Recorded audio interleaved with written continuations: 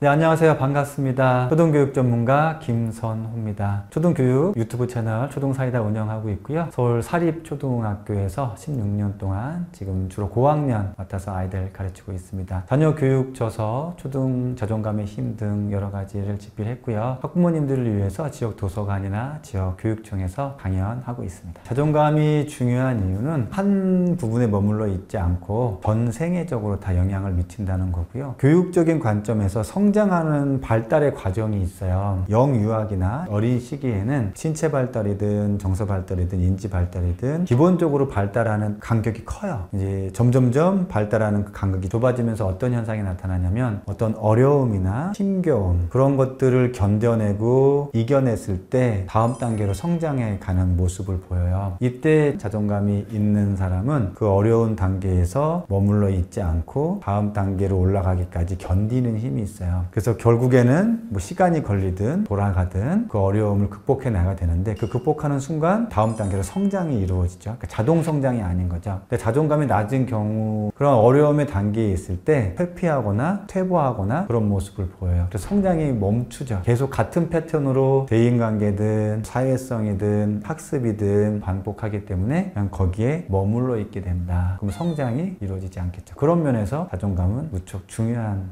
부분이라고 할 수 있죠. 우선 친구 관계에서 먼저가 많고 그 다음에 공부 관계 얘기하는데 자존감이 언제 나오냐면 친구 관계에서 좀 힘들어지면 그때 자존감을 어떻게 키울 수 있나요? 그리고 자존감이라는 표현보단 자신감이라는 표현으로 많이 질문하셔요. 우리 아이가 너무 자신감이 없어 보여요. 좀 주눅들어 보여요. 우울해 보이는데 이제 어떻게 하면 될까요? 하면서 그때 이제 자존감에 대한 키워드가 떠오르죠. 그래서 자존감을 중요하다고는 인지들은 하고 계시나 정말 가까이 구체적으로 중요한지까지는 체감하시지는 잘 못하는 것 같아요. 일단 자존감이 높은 아이는 안전감이 있어요. 무언가를 하거나 새로운 환경을 만났어도 약간 긴장하거나 불안도는 있을 수는 있으나 그래도 내가 그 안에서 금방 적응할 거라는 그런 안정감이 있어요. 그리고 평소 생활도 불안해하거나 하지 않고 아이가 일단 안정감이 있다. 이거는 가정에 대한 환경이나 영향력에도 많은 요소들이 있어요. 자존감이 낮은 아이는 반대겠죠? 불안도가 높겠죠. 또 다른 부분은 자존감이 좋은 아이들은 자기 효능감이 높아요. 자기 효능감이라는 건 뭐냐면 나는 그래도 좀 쓸모 있다라고 자기 스스로에 대한 생각을 하는 걸 자기 효능감이라고 해요. 나는 그래도 쓸모가 있다고 여기기 때문에 내가 하는 것들이 누군가에 도움이 되거나 아니면 어떤 성취를 이룰 수 있을 것이라는 그런 기대감들이 있어요. 그래서 실수를 하거나 힘든 일이 있어도 그런 기대감으로 해 나가죠. 그럼 자존감이 낮은 경우는 나는 어려울 거야, 안 될 거야, 이걸 어떻게 해? 누가 이건 안 된다 그랬어? 라고 스스로 한계점을 명확히 만들어 그 이상은 안 될 거라는 이게 자존감이 낮은 아이들의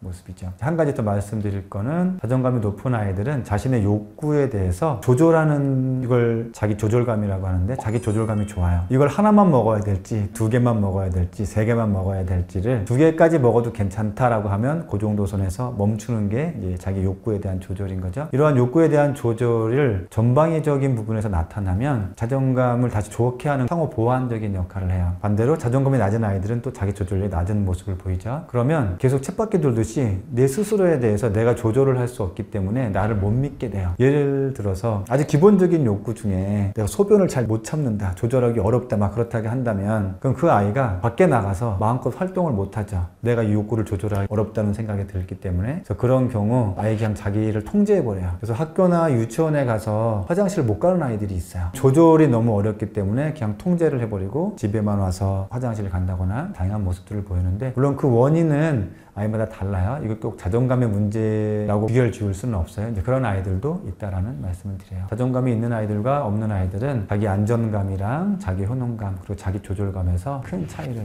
보이고 있습니다. 자존감이 친구 관계에 아주 큰 영향을 미치죠. 자아 존재감이라는 게 자존감이거든요. 그게 기초예요. 자아 존재감은 내가 여기 있다라는 느낌이 드는 게 자아 존재감이고 자아 존중감은 거기에 기둥을 세우는 걸 자아 존중감입니다. 그래서 자존감을 그냥 하나의 용어로 보시지 말고 그 안에 마음에 자아 존재감이 있고 자아 존중감이 있다고 보셔야 돼요. 이 부분이 친구에 어떻게 영향을 미치냐면 다른 친구들이 나를 자꾸 왕따시키는 것 같아. 내 이야기를 잘 안 들어줘. 나랑 같이 안 놀아. 그러면 나의 존재감이 어떻게 될까요? 낮아지겠죠. 근데 자존감이 높은 아이들은 그런 상황이 들었을 때 일단 기본적으로 혼자 있는 것에 대해서도 어느 정도 견뎌요. 견디면서 상황을 파악을 하죠. 내 잘못인지 그 아이들의 잘못인지 본인의 영향인 경우도 많아요. 왕따라고 해서 꼭 다 타인들이 나쁜 경우는 아니거든요. 그래서 상황을 보고 그 아이들의 잘못이라면 다른 친구를 만나면 되죠. 그리고 나의 잘못이라면 내가 조금씩 뭔가를 바꿔나가는 과정을 하면 되죠. 이런 것들이 기본적으로 자존감이 있는 아이와 없는 아이들이 다가가는 접근 자체가 달라요. 자존감이 낮으면 당연히 불안하고 힘든 부분이 있기 때문에 먹을 걸 통해서 해결을 하려고 한다거나 아니면 그 아이의 이야기를 무조건 나의 의견과 상관없이 다 들어주려고 한다거나 옳지 못한 상황에도 끌려다닌다거나 이제 그러한 모습들이 보이죠. 친구 관계에 있어서는 자존감이 있는 아이와 없는 아이는 큰 차이를 보인다고 할 수 있죠. 이제 학습이든 대인관계든 공부 정서감이라는 표현을 했잖아요. 비인지 능력이라고 얘기해요. 다 통틀어서 이러한 비인지 능력이 공부, 친구 관계 다 영향을 미쳐요. 자존감도 마찬가지예요. 내가 나름대로 노력을 했어요. 근데 점수가 생각만큼 안 나와요? 내가 예상했던 등수가 아니에요. 그러면 실망도 많이 하고 또 불안하겠죠. 내 방식이 맞았는지 또 계속 해나갈지. 이때 자존감이 든든한 아이들은 이걸 하나의 과정으로 보기 때문에 거기서 쉽게 넘어지지 않아요. 힘들겠다라는 건 인지해도 포기하진 않죠. 화법은 이거예요. 똑같은 말을 해도 어떤 아이는 자존감이 낮아지고 어떤 아이는 자존감이 높아져요. 예를 들어서 영수야 라고 불렀는데 자기를 불러준 그 이름을 통해서 영수는 자존감이 높아져요. 똑같이 영수야 라고 불렀는데 그 아이는 주눅이 들고 자존감이 낮아져요. 물론 기본적인 화법은 있어요. 필요한 순간에 공감해줘야 되고요. 잘못한 것에 대해서 명확하게 훈육을 해줘야 돼요. 무엇이 잘못이고 아닌지를 명확하게 알게 해줘야 오히려 더 아이들이 안정감을 가져요. 그리고 엄마가 화났다라는 표현, 어떠한 이유로 화가 났어. 그래서 잠깐 좀 엄마 방에서 이 화를 엄마가 좀 풀고 올 거야. 갔다 올 거야 라는 표현으로 아이들에게 안정감을 줘. 이런 것들이 다 자존감에 도움이 되는 표현들이에요. 근데 저는 이렇게 말씀을 드리고 싶어요. 엄마가 자존감이 높으면 어떤 말을 해도 아이들이 자존감이 높은 말이 돼요. 자존감은 그 순간에 엄마의 제스처와 표정과 눈빛과 말투와 음성과 그런 게 복합적으로 나가요. 그래서 우리 아이의 자존감을 높이려면 엄마인 나부터 자존감을 높게 하는 데 신경을 쓰셔야 돼요. 엄마인 내가 자존감이 높으면 심지어 아이에게 욕을 해도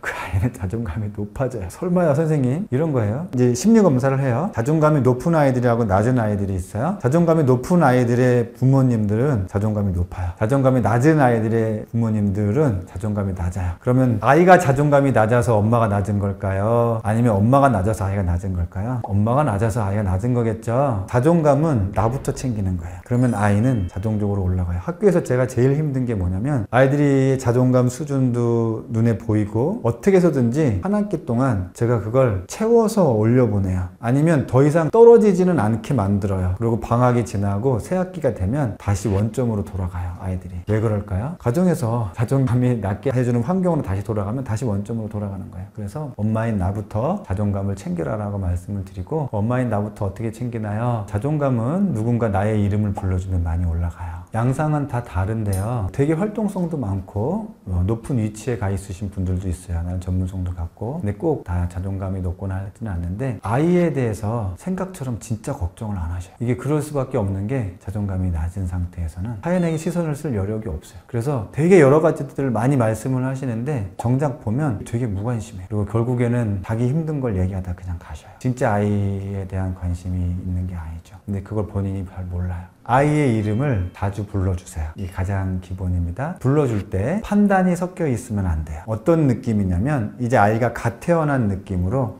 우리 영희, 우리 철수 요 느낌으로 바라봐야 돼요. 갓 태어난 아이한테 아이고 우리 영희가 우리 철수가 나중에 공부 열심히 해서 대학 가겠지 이런 판단이 안 들어가죠. 그냥 너가 여기 있어서 좋은 느낌이죠. 그 느낌 그대로 자주 이름을 불러주면 아이의 자아 존재감이 좋아져요. 아이고 우리 영희야 했는데 계속 스마트폰만 보고 있네 이런 느낌의 판단이 들어가면 이름을 자주 불러줄수록 자존감이 좋지 않은 영향이 돼요. 나의 마음에 아이에 대한 판단이 들어있지 않은 상태에서 이름을 자주 불러주라고 말씀을 드리고 싶어요. 칭찬에 있어서는 있는 그대로 칭찬해 주시는 게 좋아요. 너무 잘한 거에 대해서는 너무 잘했다라고 얘기해도 괜찮은데 매사에 너무 잘했다고 말씀해 주시는 분들이 있어요. 그러면 실제 자기 자신보다 높은 자아상을 갖게 되는데 이게 거짓된 페르소나라고 하는데 아이가 알게 돼요. 실제로 나의 실력이 그 정도까지가 아니라는 사실을. 그러면 오히려 더 자신의 능력치에 대해 수진시키는 경우가 있어요. 그럼 자기 효능감이 낮아지고 이게 자존감에 영향이 될 수 있어서 90점이면 90점만큼 칭찬해 주시고 70점이면 70점만큼 칭찬해 주세요. 단 칭찬을 아주 후하게 줄 때는 언제냐면 하고 있는 모습을 봤을 때 과정 중에는 후한 칭찬을 주셔도 돼요. 지금 매일 이걸 하기로 했는데 지금 매일 하고 있네? 그 순간만큼은 과하게 정말 너가 이 하고 있는 과정에 너무 대견스럽다. 이런 과정의 칭찬은 풍부하게 해주시는 것이 좋아요. 실패하고 우울해 있을 때는 일단은 공감을 해줄 필요가 있죠. 너가 그렇게 노력을 했음에도 불구하고 되지 않아서 힘들겠구나. 거기까지만 말씀해 주시고 자리를 나오시면 돼요. 이걸 이러한 부분에서 부족했고 어떤 부분에서 부족했고 아이도 알아요. 내가 무엇이 부족한지. 아이가 몰라서 묻는 것만 알려주셔도 되는데 그렇게 실패에 대한 경험 상황에서 바로 조언을 해주는 것은 아이의 귀에 들어오지 않아요. 단 그건 알려주시면 돼요. 너가 노력을 했으나 안 됐구나. 너무 힘들겠구나. 엄마 아빠도 같이 그 부분에 대해서 안타깝게 생각하고 힘들다라고 정도만 알려주시고 나오시면 돼요. 그리고 시간을 기다려 주셔야 돼요. 기다렸다가 아이가 다시 천천히 해볼래요? 하면 다시 하는 거고 그 기간을 기다리지 못하시는 이유가 마음이 좀 조급하셔요. 이걸 빨리 극복하고 일어나서 내일 아침도 당장 훌훌 털고 무언가를 하길 바라시는데 그렇지 않아요. 아이들도 자신의 감정을 정리할 시간이 필요하거든요. 이거는 꼭 자존감이 높은 아이가 아니라도 웬만큼 일정한 보통에 있는 아이라면 그리고 엄마 아빠가 너는 그래서 안 돼 라는 그러한 뭔가 무지막지한 얘기만 하지 않는다면 아이가 다시 일어나서 하고 싶어 해요. 오히려 이러한 기회를 내가 또 얻을 수 있을까? 그런 염려는 할 수 있죠. 근데 너가 다시 일어나면 엄마 아빠는 다시 힘을 북돋아 줄 거야. 그 정도 얘기만 하고 잠시 나와주시는 게 필요해요. 자존감은 엄마부터 챙겨라. 이게 저희 마지막 멘트고요. 엄마가 삶의 중간 항로에 있는 이 시기에 하루아침에 자존감이 올라가진 않아요. 하지만 조금씩 내가 나를 돌보지 못했던 것들을 이제 돌봐주면서 자존감을 높여주면 아이는 무조건 저절로 따라간다고 제가 말씀을 드리겠습니다. 그래서 자존감은 나부터 먼저 챙기시기 바랍니다.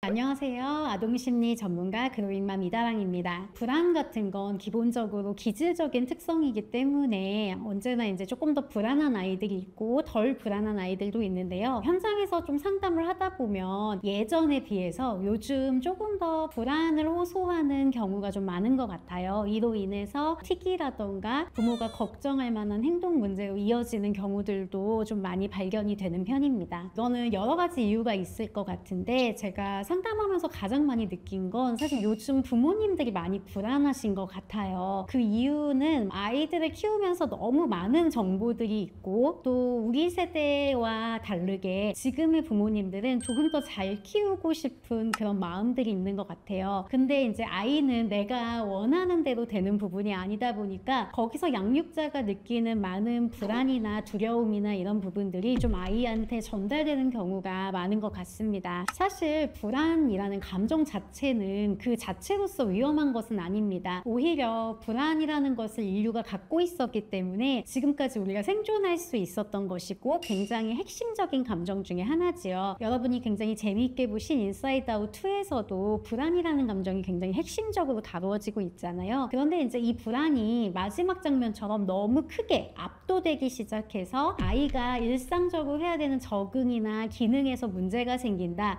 이러면 이제 그때 문제가 될 수 있다라고 보는 거죠. 경우에 따라 다르지만 기본적으로 사회 불안이 조금 높게 나타나는 경우에는 낯선 상황에서 낯선 친구들과 처음 관계를 시작하는 것에 있어서는 되게 긴장도가 높고 어려움이 있을 수 있어요. 그런데 이제 불안한 감정을 잘 딛고 사회적인 관계를 맺어가는 건 충분히 양육자 입장에서 도와줄 수 있는 부분이고 아이가 성장시켜 나갈 수 있는 영역이라고 볼 수 있습니다. 불안이라는 요인은 기질에서 위험 회피라는 특성으로 좀 설명할 수가 있는데요. 위험 회피라는 건 쉽게 얘기해서 새로운 자극이나 어떤 환경을 만났을 때 이 특성이 되게 적은 아이들은 와 너무 신난다 재밌다 이렇게 호기심이 먼저 발동할 수 있는데 위험 회피라는 요인이 좀 많은 두드러지는 아이들 같은 경우에는 피하고 싶다 이런 마음이 먼저 들 수 있거든요. 그래서 이 위험 회피가 높은 아이들은 자꾸 어떤 걱정 같은 거 하는 모습들을 보일 수 있어요. 만약에 뭐 엄마가 죽으면 어떡하지? 아빠가 안 오면 어떡하지? 이렇게 우리 부모 입장에서 봤을 때 약간 쓰잘데기 없어 보이는 걱정을 계속 한다라든가, 아니면 낯선 환경에 대한 거부가 먼저 있기 때문에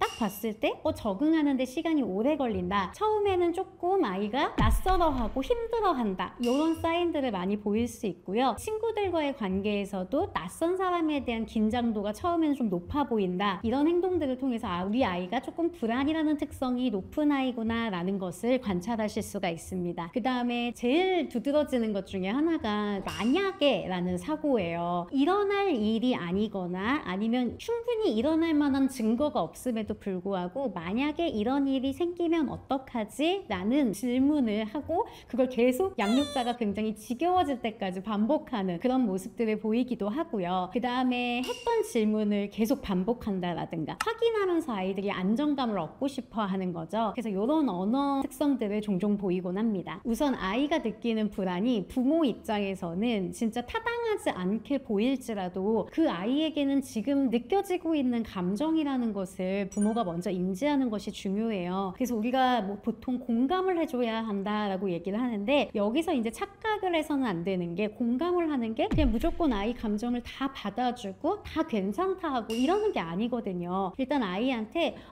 지금 이 상황에서 네가 그런 감정을 느끼는구나, 그냥 이렇게 읽어주고 타당화시켜주는 거, 한 요 정도의 농도가 적당합니다. 너무 무섭구나, 어떡하지, 이런 식으로 반응하게 되면은 아이들은 이제 타인, 특히 이제 부모같이 중요한 사람을 보면서 이것이 정말 불안한 상황인지 아닌지 참조하는 능력이 있거든요. 근데 양육자가 너무 불안하게 반응하면 이제 거기에 대해서 더 강화를 받게 되는 거예요. 아이에게 적당하게 감정을 읽어주는 과정이 굉장히 중요하고요. 그리고 나면은 이제 아이에게 그런 걱정에 대해서 우리가 그런 일은 일어나지 않는다라든가 네가 생각하는 일이 꼭 일어나는 건 아니야 라는 어떤 표현들을 통해서 정보를 주거나 아니면 아이가 불안을 잠재울 수 있게 좀 도와주는 것이 중요해요. 근데 문제는 여기서 끝나지 않고 아이가 재질문을 계속하면서 이제 양육자를 못 살게 볼 때, 이때 어떻게 해야 하냐가 큰 고민이실 수 있는데, 이때는 어느 정도 받아는 주되 한계를 조금 긋는 것이 필요합니다. 그러니까 우리 3번만 더 확인하고 그 다음에는 더 이상 이 질문을 하지 않아도 괜찮은 거야, 명확하게 경계를 그어주는 거죠. 이건 단순히 양육자가 귀찮아서가 아니라 아이에게도 어느 정도 내가 몇 번까지 확인할 수 있는지에 대한 기준이 있어야 그 어떤 선 안에서 자기를 조절시켜 나가야 된다라는 어떤 생각이 들고 그러한 힘을 기를 수 있기 때문에 그 기준을 제시해 주는 것이 굉장히 중요합니다. 한 가지 더 추가하자면, 우리 부모님들이 아이가 불안이 높을 때 뭘 하게 만들기 위해서 되게 애를 많이 써요. 이렇게 해보는 건 어때? 야, 저거 네가 지난번에 해본 거랑 비슷한 거야, 소위 말해 꼬신단 말이에요. 근데 이제 이렇게 하고 나서 아이가 해냈어요. 유치원을 처음에 다니기 힘들어 했는데 다니고, 학교에서 불안을 느껴서 발표하기 싫어했는데 발표를 했어요. 그럼 이때는 사실 우리가 특별한 반응을 하지 않고 그냥 넘어가 버리는 경우가 많아요. 근데 불안을 극복하는, 뇌로 만드는 절호의 찬스, 골든타임은 바로 이때입니다. 그래서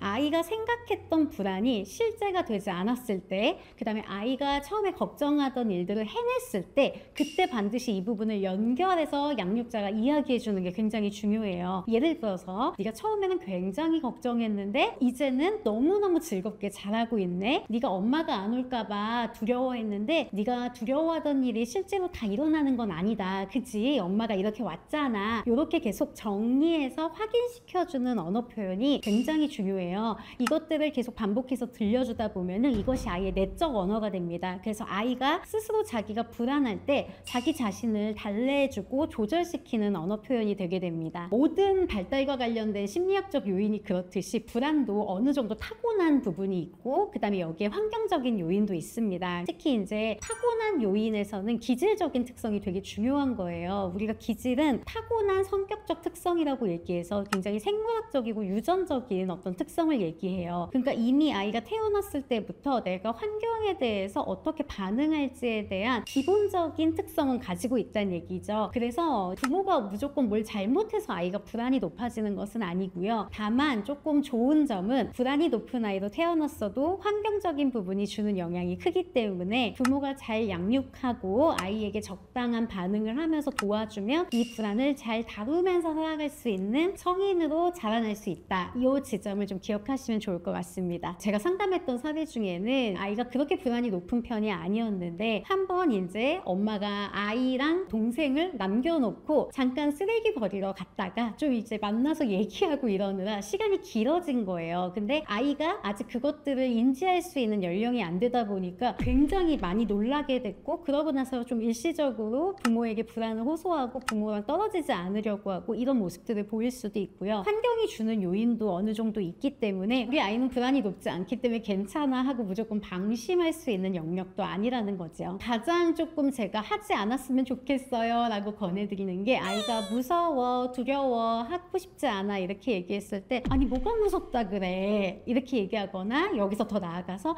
아니 저기 땡땡이도 하잖아, 누구누구 동생도 하네, 요런 표현. 그러니까 요게 어떻게든 아이를 도와주려고 달래주려고 하는 말이긴 한데요, 이 말이 사실은 거의 아이한테 소용이 없다고 보셔야 돼요. 왜냐면 아이 입장에서는 부모가 괜찮아, 뭐가 무섭다 그래, 이거 하나도 무서운 거 아니야 이렇게 얘기한다고 해서 아 이거 무서운 거 아니구나 이렇게 되는 게 아니거든요. 부모는 내 감정에 대해서 지지해주지 않는데 나는 여전히 두렵고 무서워. 그러면 내가 부모한테 더 이상 두렵고 무서운 마음에 대해서 이야기를 할 수가 없게 되겠죠. 근데 얘기를 안 하면 사실 도와줄 수가 없어요. 그럼 아이는 불안과 두려움을 느끼지만 이걸 회복할 수 있는 방법을 배울 수 있는 기회가 많이 상실되기 때문에 사실 아이의 감정을 이렇게 축소시켜버리는 반응은 조금 최대한 하지 않는 것. 그 대신 아이한테 무서울 수 있어, 아 너는 이런 상황이 두렵구나, 요 정도로 담백하게 공감을 해주시는 것을 해보시길 더 권합니다. 가장 중요하다고 보는 시기는, 저는 아이가 이제 조금 불안을 호소하는 시점이 한 12개월 지나고 걸음마하고 환경을 본격적으로 탐색하면서부터거든요. 저는 이때부터 초등학교 한 저학년 때까지의 시기를 굉장히 중요하게 보고 있어요. 왜냐면 이때 느끼는 불안에 대해서 양육자가 어떻게 반응해 주느냐, 그 다음에 내가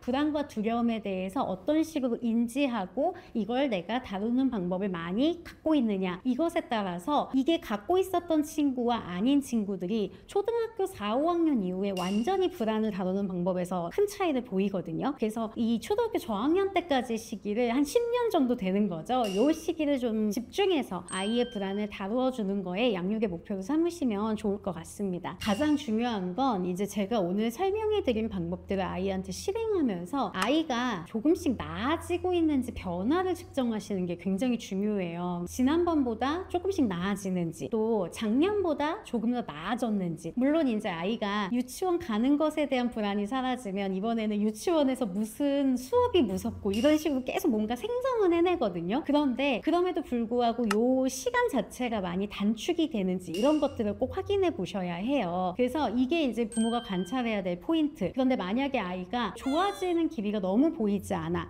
그 다음에 아이가 불안을 경험할 때 너무너무 힘들어해, 신체적이나 심리적으로, 유치원이나 학교 생활에 있어서 너무 심하게 거부가 있고 적응 자체가 너무 어려워, 소위 말해서 아이가 기능이 잘 안 돼, 이러면 전문가에게 찾아가 보시는 걸 굉장히 권해요. 이제 가게 되면 아이의 불안에 대해서 좀 더 자세히 살펴볼 수 있고, 놀이치료나 양육 상담을 통해서 조금 더 적절한 방법들을 제안 받으실 수 있기 때문에 도움이 되실 것 같습니다. 너무 잘하고 싶으신 것 같아요. 제가 요즘 부모님들과 만나다 보면 너무 많은 걸 우리가 알고 있어요. 그렇기 때문에 내가 여기서 하나라도 놓칠까봐, 하나라도 잘못될까봐 거기서 너무너무 많이 걱정하시는데, 그러면 이제 역으로 제 얘기를 많이 들려드리는 편이에요. 저는 아동심리 전문가로 계속 살고 또 중학생이 될 아이를 키우는데, 그런 나의 육아는 그럼 언제나 완벽하고 오점이 없었냐? 그렇지 않다라는 거예요. 사실 부모가 너무 완벽하게 많은 것을 준다고 해서 아이가 완전하게 자라느냐? 절대 그렇지 않다라는 거죠. 아이는 부모가 가장 가까우면서도 중요한 대상이기는 한데요. 그 양육 숫자의 약간의 빈틈을 통해서 타인에 대한 이해도 되게 높아지고 또 그 안에서 자기가 스스로 조절해 나가야 되는 부분들도 많이 배우게 돼요. 그래서 저는 이 영상을 보고 계시는 많은 부모님들한테 내가 너무 잘하고 싶은 마음에서 생겨나는 불안이 굉장히 크고 이 마음이 사실은 육아 전체에 도움이 되지 않고 더 나아가서 아이가 불안이 높을 경우 내가 함께 불안이 높은 것은 아이한테 든든한 기둥의 역할이 되어주기에 충분하지 않아요. 그래서 이러한 마음을 조금 내가 걷어내는 거, 내가 왜 이렇게 불안해할까, 나의 그 감정에 대해서 좀 탐색해 보시는 거, 이런 것들을 좀 권해드리고 싶습니다. 제가 불안은 기질이라고 얘기했잖아요. 기질적인 특성이 어느 정도 있다. 근데 기질적인 특성이라는 건 성격적 특성이기 때문에 모든 성격적 특성에는 단점도 있지만 강점이 있습니다. 자원이 될 수 있는 영역이 있다라는 거죠. 그래서 불안이 많은 아이들을 보면 굉장히 신중하고 규칙을 잘 지키고 미리미리 준비하는 약간 그런 좋은 장점의 씨앗을 가지고 있어요. 근데 이게 아이가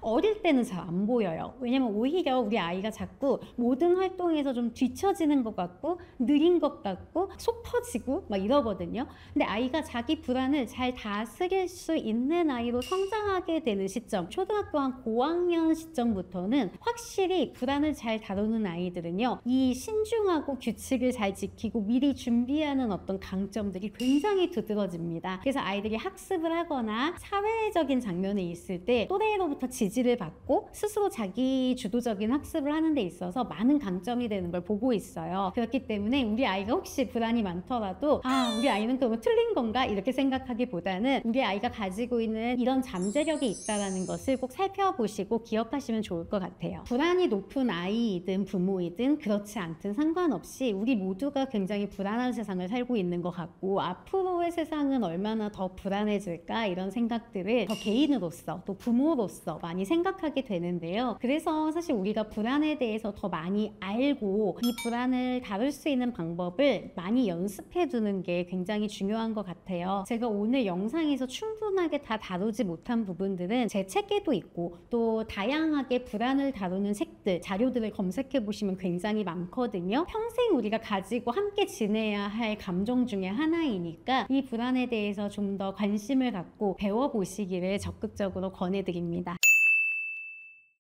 안녕하세요. 아동심리 전문가 싸우지 말라고 하지 마세요의 저자 그로잉맘 이다랑입니다. 사회성이라고 하는 부분은 아이가 평생 살아가는 데 있어서 굉장히 중요한 자원인 것 같습니다. 왜냐하면 결국에 아이가 혼자 사는 것이 아니라 함께 살아가기 때문에 내가 타인과 함께하는 상황에서 발생할 수 있는 다양한 문제들을 어떻게 해결해 나가고 함께 무엇을 해나가는 것, 그것이 아이가 가지고 있는 자원을 잘 발현하게 도와주는 핵심적인 능력이기 때문에 중요하다고 생각합니다. 많은 부모님들이 사회성이 좋다 나쁘다를 아이 보면서 관찰하실 때 크게 오해하고 계시는 부분이 하나 있어요. 뭐냐면 우리 아이가 낯선 공간에서 친구들한테 빨리 다가가, 그 다음에 친구를 빨리 사겨. 그러면 얘가 사회성이 좋구나, 이제 이렇게 생각을 하고, 반대로 우리 아이가 친구들이 있는데 조금 이렇게 관찰도 하고 쭈빗쭈빗하고 이래, 사회성이 문제가 있는 건가, 이제 이렇게 생각을 하시는 거예요. 그런데 우리가 아이들이 있을 때 여기에 낯선 사람들 사이에 딱 침투해서 빨리 어울리는 거, 이거는 사교성이라고 보는 것이 더 적합한 비유라고 생각이 들어요. 이제 사회성이라는 건 관계를 시작하고 나서 계속 이어나갈 수 있는 힘이라는 점에서 차이가 있습니다. 그러니까 내가 우리 아이의 사회성이 좋다 나쁘다를 좀 관찰할 때 가장 중요한 것은 아이가 관계를 시작하고 나서 친구들 사이에서 발생할 수 있는 갈등들을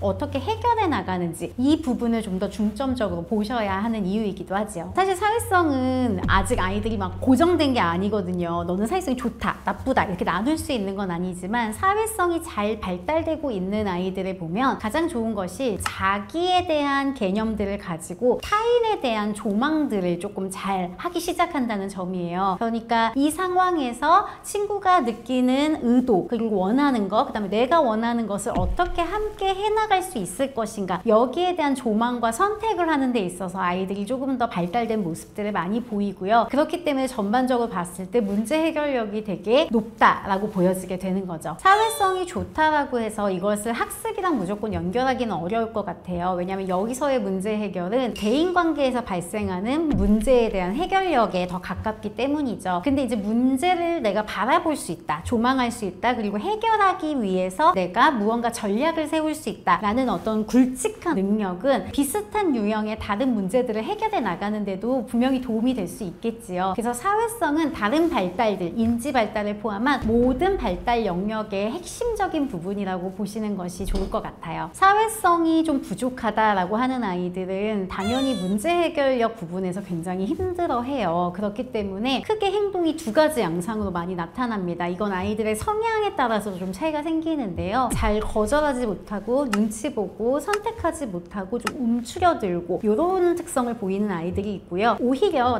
내가 원하는 것을 더 많이 드러내기 위해서 굉장히 과격해진다라든가 공격적인 행동을 한다라든가 말과 행동을 좀 거칠게 한다라든가 이런 패턴으로 나타나기도 합니다. 근데 두 개의 공통점은 뭐냐면 둘 다 나의 이해와 타인의 이해가 상충됐을 때 이걸 어떻게 해결할지 모른다라는 점에서 공통점이 있지요. 가장 중요한 것은 부모님이 관찰하는 게 어떤 것보다 중요해요. 그래서 아이가 새로운 친구들을 만났을 때 얼마나 빨리 친해지는가 이런 것만 보지 마시고요. 아이가 편안하게 느끼는 친구들과 반복적으로 만났을 때 이제 갈등이 생기잖아요. 그때 우리 아이가 자기의 의견을 어느 정도 얘기하는지, 그걸 얘기하는 방식은 좀 사회적인지 이런 부분들을 보시면 좋고요. 또 한 가지는 사회성은 반드시 유치원 선생님이나 학교 선생님과의 협력을 통해서 좋아지고 많이 관찰될 수 있는 부분이 많아요. 예를 들어서 학부모 상담 같은 걸 할 때 우리 아이가 친구들과의 문제가 있을 때 어떻게 해결하는지, 평소에 조금 가깝게 지내는 친구들의 특성은 뭔지, 또 조금 힘들어하는 친구들의 특성은 보통 어떤 아이들인지 이런 것들을 질문하고 좀 파악해 보는 것도 아이 사회성 전반에 대해서 알 수 있는 굉장히 좋은 팁입니다. 사실 사회성 발달과 관련해서 저는 36개월 미만의 부모님들이 선생님 저희 아이가 사회성이 좀 부족한 것 같아요 이러면 지금은 아이가 마음껏 탐색하는 시기입니다 이렇게 해서 돌려보내는 편이에요. 왜냐면 이 전의 시기는 아이가 타인에 대한 존재를 그만큼 흡수하는 시기가 아니거든요. 근데 아이가 본격적으로 한 36개월이 지나가면서부터 기관 생활도 시작하고 또래에 대해서 관심을 갖기 시작해요. 이 시기부터 자기 욕구하고 타인의 욕구가 부딪히기 시작하죠. 그래서 이 시기부터 한 초등학교 저학년까지가 아이가 발생하는 여러 가지 문제에 대해서 어떻게 대응하는지 좀 알려줄 수 있고 또 가정에서 연습시킬 수 있는 부분들을 함께 연습해보는 가장 좋은 적절한 시기라고 볼 수 있습니다. 사실 많은 부모님들이 사회성은 또래 관계에서 연습하는 거다, 친구를 많이 만나야지 사회성이 높아진다 이렇게 생각을 하시기 때문에 선생님 아이가 친구를 더 많이 만나야 될까요? 놀이터에 막 밀어 넣을까요? 이런 얘기 하시는데 사회성의 가장 좋은 연습터는 가정입니다. 가정을 통해서 아이들이 사회성에 대한 기본적인 자신감과 문제 해결력을 많이 배워요. 그래서 제가 그냥 상담할 때는 쉬운 말로 집에서 너무 많이 기회를 주지 않고 억압하면 아이가 밖에서는 반드시 튕겨나가거나 거칠어지거나 아니면 많이 주눅드는 모습을 보인다. 그렇기 때문에 가정 안에서도 아이가 자기 표현을 하는 연습, 자기 표현을 정중하게 하는 연습 이런 것들을 꼭 연습시키셔야 한다라고 얘기하거든요. 그래서 1번은 부모가 가장 중요하고 그 다음에 2번은 그걸 연습할 수 있는 또래 관계가 적절히 이루어지면 좋고요. 세 번째, 가장 많이 놓치시는 건데 선생님과의 관계도 사회성입니다. 그러니까 내가 부모가 아닌 최초의 어른 관계를 맺는 게 교사예요. 선생님하고의 관계에서 내가 무언가를 얘기하고 도움을 요청하고 이런 것도 다 사회성의 하나의 연습이 될 수 있어요. 그렇기 때문에 부모가 어느 정도 전달해 주는 것도 중요하지만 아이에게 너가 선생님에게 이 부분은 이야기해봐 라고 이렇게 기회를 주는 것도 중요한 이유 중에 하나입니다. 사실 저는 친구 같은 부모가 아니거든요. 아이하고 놀이할 때는 친구처럼도 놀아주죠. 재미있게. 근데 부모가 친구 같을 수는 없는 것 같아요. 왜냐면 부모는 반드시 아이에게 필요한 부분들을 도와줘야 하고 또 연습도 시켜야 되고 어느 정도 이거 이상은 할 수 없다라는 경계도 줘야 합니다. 하다못해 아이하고 놀이할 때도요. 놀이를 하는 순간에 문제가 없을 땐 아이하고 막 신나게 같이 아이처럼 재미있게 놀아주는 거 너무너무 좋아요. 그런데 놀이하다가 예를 들어서 아이가 돌발 행동을 행동을 해요. 무례한 행동을 해요. 근데 또래 관계에서는 그걸 제지시킬 수 있는 대상이 아무도 없거든요. 그러면 부모는 그 상황에서 잠깐 스톱이라고 하고 지금 그 행동은 더 이상은 안 돼 라고 제지시킬 수 있는 기준점을 계속 알려주고 연습을 시켜야 돼요. 근데 사실 그냥 마냥 넉놓고 친구 같은 부모다 이렇게 되면 이 모든 상황에서 부모는 갈등할 수밖에 없어요. 친구 같은 부모인데 여기서 내가 스톱을 해도 될까? 여기서 놀이를 그만두고 아이에게 가르쳐도 되는 걸까? 이런 갈등을 하게 되는 거죠. 그래서 저는 정리하자면 아이하고 친구같이 놀아주시되 부모는 절대 친구는 아니다. 어느 정도 권위를 가지고 아이에게 기준을 알려주고 연습시켜주는 대상이 되어야 한다라고 말씀을 드리고 싶습니다. 먼저 부모님들이 꼭 기억하셔야 되는 건 뭐냐면요. 이 사회성이라는 게 문제 해결력이라는 정의 자체를 기억하시는 거예요. 문제를 해결하는 힘이거든요. 그럼 아이가 사회성이 길러지려면 어때야 하냐면 문제가 발생해야 돼요. 문제가 있고 갈등이 있어야지 이 아이의 사회성이 커질 수 있는 기회가 생기는 거예요. 근데 요즘에 부모님들이 갖고 있는 생각이 뭐냐면 최대한 갈등이 없고 문제가 없길 바라는 거예요. 친구들끼리 안 싸워야 하고 그 다음에 형제 자매끼리도 싸우지 좀 마. 이렇게 돼요. 물론 막 치고받고 싸우는 거는 제재를 해야 되겠죠. 근데 중요한 것은 아이가 갈등이 생겼을 때 어떻게 진입을 하는가 이것이 중요하기 때문에 문제가 생기지 않게끔 무조건 부모가 달려들어서 이걸 다 막아주게 되면 아이가 사회성을 배울 수 있는 상황 자체가 발생하지 않아요. 그래서 이 정의를 먼저 기억하시는 게 굉장히 중요하겠고요. 그러고 나면 아이가 보이는 행동 유형이 어떠한가에 대해서 부모가 진입할 수 있는 전략이 완전히 달라집니다. 예를 들어서 아이가 굉장히 공격적이거나 거칠게 나의 의견을 이야기하고 타인이 가지고 있는 욕구나 관점에 대해서는 이해가 조금 부족한 경우가 있어요. 그럼 이런 경우에는 아이의 사회성을 길러주기 위해 가장 중요한 건 끊임없이 아이가 타인의 관점을 조망할 수 있게끔 얘기해주고, 예를 들어서 지금 이 상황에서는 친구는 이렇게 느끼는 것 같아, 엄마는 이런 감정을 느껴, 너가 원하는 것과 엄마가 원하는 것이 다르네, 이런 조망을 계속 가져주시는 게 굉장히 중요하고요. 또 한 가지는 아이가 자신이 원하는 것을 표현할 때 그것을 언어 표현으로서 적당하게 할 수 있게끔 계속 교정해 주시는 과정이 중요해요. 그러니까 아이들이 어떤 행동을 할 때 거기에는 항상 이유가 있고 의도가 있고 원하는 것이 있어요. 근데 원하는 것이 문제인 것은 아니거든요. 근데 그 원하는 것을 소리 지르거나 밀치거나 때를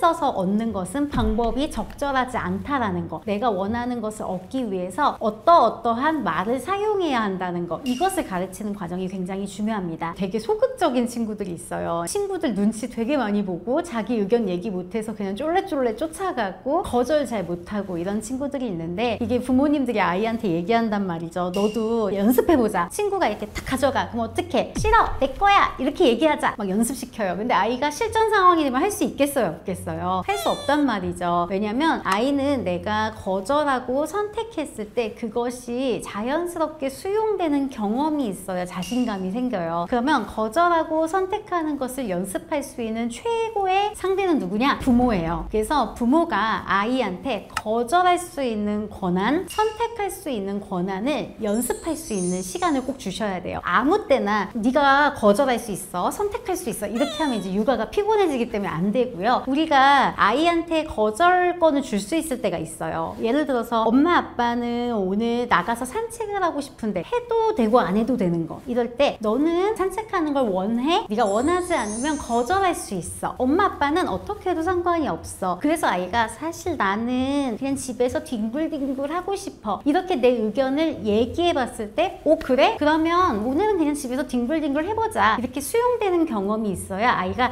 자연스럽게, 우리가 안에서의 병이 가득 차야지만 자연스럽게 흘러나가는 것처럼 아이가 또래 관계에서도 내가 거절하고 아니 난 그것을 원하지 않아, 난 이걸 할래, 이렇게 얘기할 수 있는 힘이 생기기 때문에 이 부분을 가정에서 연습을 함께 해보시는 것을 권해드립니다. 두 번째 경우는 장난이 많고 조금 과격한 아이들 중에는 여러 가지 이유 중에 하나가 얘네들이 친밀감에 대한 욕구가 많은 애들이 있어요. 그러니까 단순히 그냥 내가 남을 괴롭히고 싶어서 장난치는 게 아니라 친하게 지내고 싶어서 사용하는 방법이 별로 없으니까 미숙하게 무례한 행동을 하는 거죠. 근데 이럴 때는 우리가 아이가 원래 왜 그런 행동을 하는지에 대한 의도를 읽어주고 그 행동이 옳지 않고 다른 방법으로 이야기를 나눌 수 있다는 걸 얘기해 주시는 게 가장 좋아요. 좋아요. 예를 들어서 너가 지금 이야기를 나누고 싶어서 이모한테 장난을 치는구나. 근데 그 행동은 맞지 않아. 그렇게 해서는 이모하고 너가 대화를 나누거나 함께 놀 수 없어. 그러니까 잠깐 기다렸다가 놀자고 정중하게 이야기를 하자 라든가 이런 식의 대안을 함께 제시해 주되, 그때 아이가